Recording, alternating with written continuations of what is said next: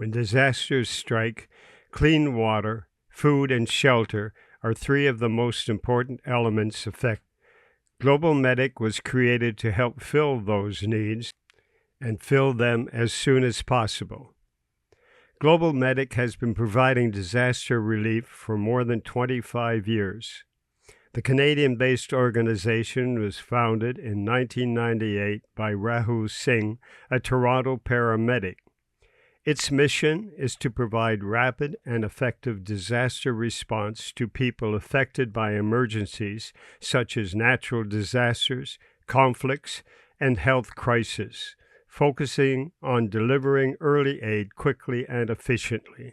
And there are no lack of crisis situations. They have responded to more than 80 by 2024. The organization's first major deployment was in 2000, helping in Honduras following Hurricane Mitch. Since then, Global Medic has dealt with disasters around the world: earthquakes, floods, tsunamis, and man-made disasters. The 2004 Indian Ocean tsunami destruction, the 2010 Haiti earthquake, Syrian refugee crisis, and COVID pandemic. In many cases, Global Medic provides water purification units. They may also put up shelters such as tents and tarp, bring in medical supplies, or set up temporary field clinics to treat the injured or sick.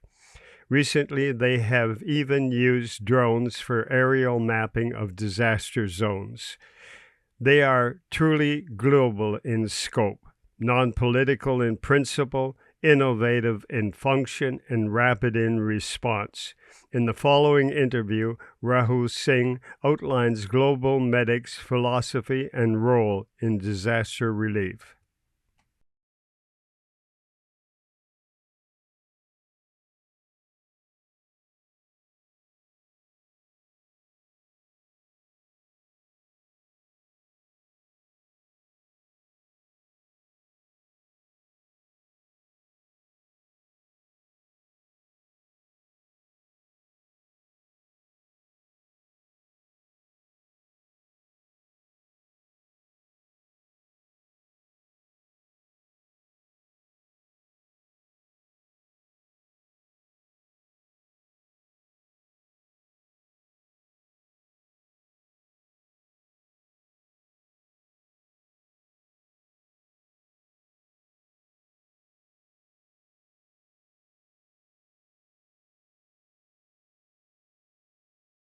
Okay, as we're rolling. Yeah.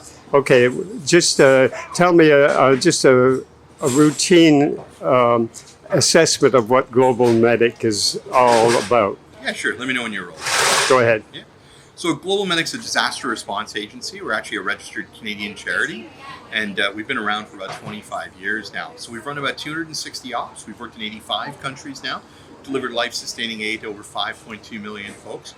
We're governed by a board of directors who volunteers their time. We're staffed by professional humanitarians, so people that went to school to study emergency management, humanitarianism, and then we're backstopped by about 7,000 volunteers, and we believe in our mission of getting the right aid to the right people at the right time, and that's how we do everything to just get aid out.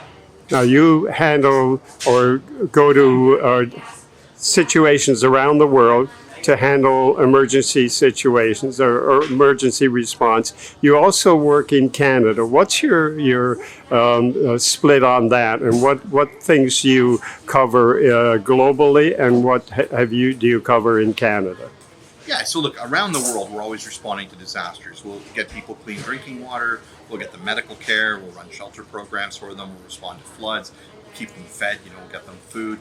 And we also have a very interesting and innovative and technologically advanced drone program.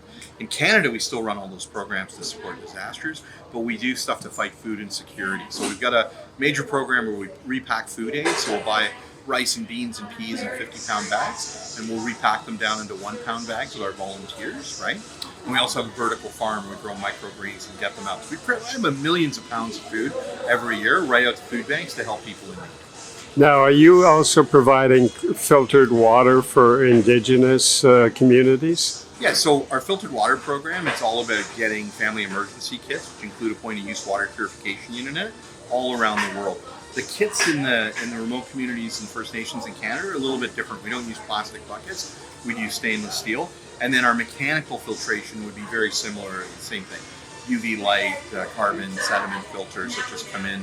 You think of the Northwest Territory, you think of Nunavik and then Iqaluit when they had their issue. Remember, they got diesel fuel into their tanks. So a lot of people were just kind of purifying like river water or lake water. We were doing that for them while they were emptying out their tanks, then trying to re-clean that out. That'd be a mechanical system. If we were to provide families with the stuff directly, it's in a stainless steel bucket as opposed to a plastic bucket. Where are your crews deployed right at the present time? So we've got a lot of ops. We're working in Gaza. We get into Gaza through Israel and through Egypt.